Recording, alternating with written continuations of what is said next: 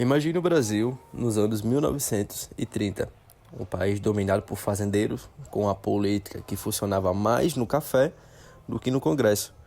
Era a chamada República Velha, marcada pelo famoso esquema do café com leite, onde São Paulo e Minas Gerais se revezavam no poder, como quem joga ping-pong com a presidência.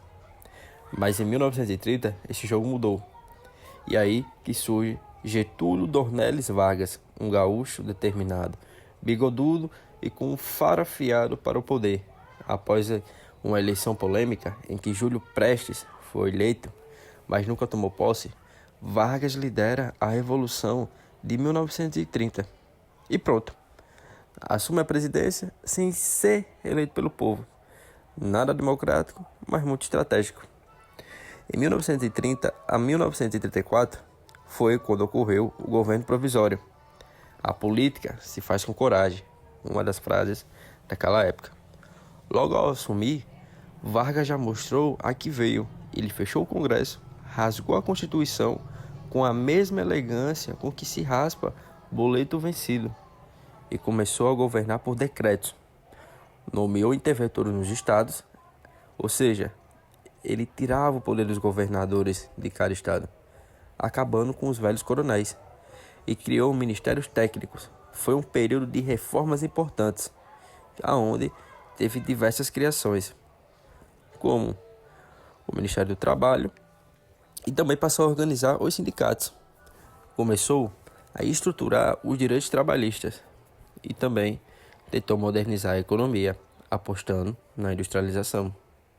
Getúlio Vargas gostava de repetir: façamos a revolução antes que o povo faça. Ou seja, ele preferia mudar as coisas por cima antes que o povo decidisse mudar por baixo. De 1934 a 1937, o governo constitucional, como ficou conhecido, ou seja, democracia, vamos tentar. Com a pressão popular e militar, Getúlio Vargas convocou uma Assembleia Constituinte, que resultou na Constituição de 1934. Essa Constituição trouxe avanços como o voto secreto, o voto feminino, ensino primário obrigatório e gratuito e a ênfase nos direitos sociais. Mas o clima político era tenso. De um lado, a ação integralista brasileira inspirada no fascismo, do outro, a Aliança Nacional Libertadora, com ideias comunistas. O Brasil estava dividido entre esses dois pensamentos políticos e o Brasil precisa de uma panela de pressão. Em 1935, estourou a Intentona Comunista, que teve um grande marco também para a história do Rio Grande do Norte. Uma tentativa de golpe que falhou miseravelmente, mas foi o suficiente para Vargas dizer: está provado que o Brasil precisa de ordens antes de liberdade. E já era possível sentir o cheirinho de golpe no ar. De 1937 a 1935, houve o Estado Novo. Agora sou eu quem mando. Com base no falso plano Collor, o suposto plano comunista que nunca existiu, Vargas dá um golpe em 1937 e insatura o Estado Novo. E aí, meu amigo, a democracia foi passear. Vargas simplesmente fechou o Congresso, censurou jornais, persegue opositores e governa com mão de ferro. A nova Constituição, apelidada de Polaca, por ser inspirada na da Polônia, autoritária, concentrava todos os poderes no presidente, só ele mandava.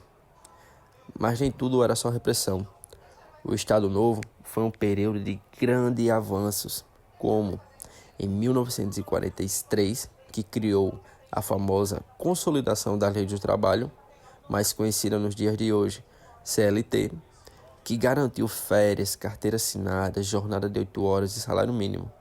O trabalhador é a base da nação e é com ele que vou governar, dizia Vargas.